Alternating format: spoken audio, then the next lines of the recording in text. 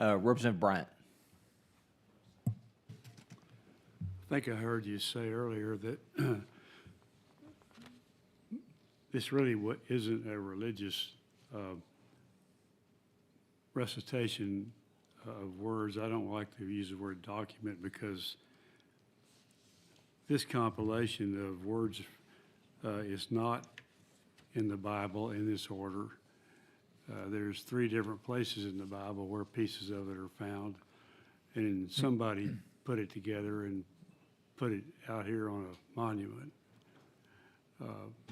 So it is, however, all these words did come from the Old Testament, even though they didn't come necessarily in this order. And you asked or made the comment earlier that it only has God in a few places. So let me read to you what's in the bill here. It says, I am the Lord thy God. Right? Thou shalt have no other gods before me.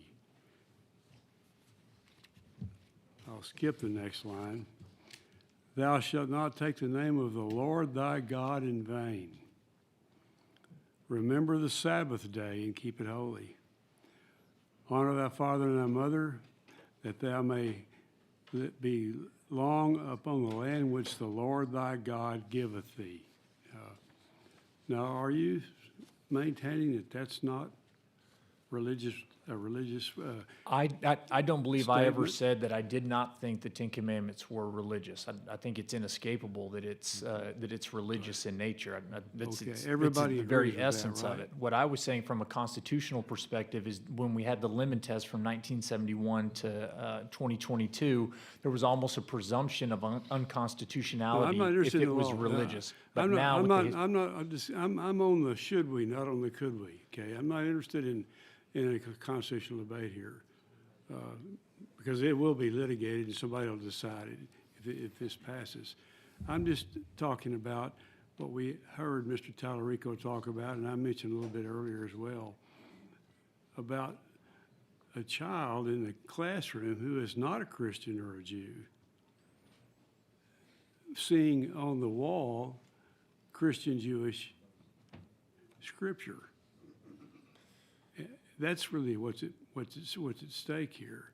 Yeah. And the question that I previously asked Mrs. Noble, we're a nation of all kinds of people, all kinds of faiths. And in order to hold it together, we have a constitution which makes some rules.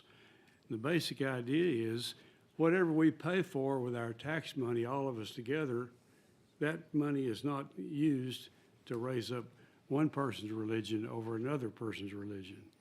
yeah, Yet this bill says, to come to another question that was raised earlier with regard to are we forcing anything, a public elementary or secondary school shall display in a conspicuous place in each classroom of the school a durable poster or framed copy of the Ten Commandments that meets the requirements of subsection B, which is the wording that I just read a moment ago.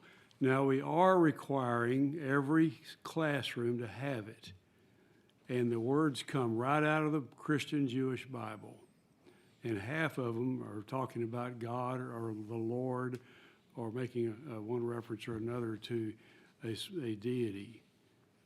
Now, how do we ask non-Christians and Jews to pay taxes and non-religious people to pay taxes to build a building and put our words, which I revere as much as you do, on the wall of that classroom and call that fair?